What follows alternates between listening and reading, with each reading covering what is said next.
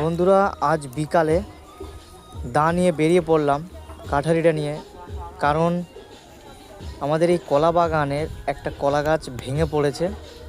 সেই কলা গাছে পাকা কলা হয়েছে, তবে এখনও পাকেনি। গাছ পাকা হলে খুব ভালো লাগে, যেহেতু গাছ পাকা হলে তখন কেটে আনলে তাড়াতাড়ি পেকে যায়। কিন্তু হঠাৎ গাছটা ভেঙে পড়লো, তাই চলে এলাম এই কলা গাছটা কেটে কলার কাঁদিটা এবং যে থোরটা আছে, কলার থোর, সুগার, প্রেশার, বিভিন্ন রকম রোগ অনেক নিরাময়কারী সেই কলার থোরটা নিতে। এবং ওই যে দেখতে পাচ্ছ কলার কাঁদিটা রয়েছে, ওখানে কলার কাঁদি আর কলার থোর এই দুটো নেব। পাশে গান চলছিল, তাই আমি আসল ভয়েসটা নিইনি। তারপরে আমি ডাবিং করলাম, এখানে ভয়েসটা অ্যাড করেছি। ওই যে দেখছো কলা গাছটা ভেঙে পড়ে আছে আমার পিছনের সাইডে। আমি এবার ওখান থেকে যাচ্ছি। কলা গাছটা অনেকটাই বড় ছিল, যদি এভাবে না পড়তো তাহলে গোড়া থেকে কাটলে অনেকটা জায়গা নিয়ে পড়তো, যেহেতু ওটা অনেক লম্বা, প্রায় 15 ফুট মতো লম্বা ছিল কলা গাছটা।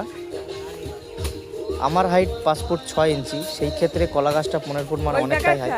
তো হঠাৎ জানি না কী কারণে কলা গাছটা ভেঙে পড়লো।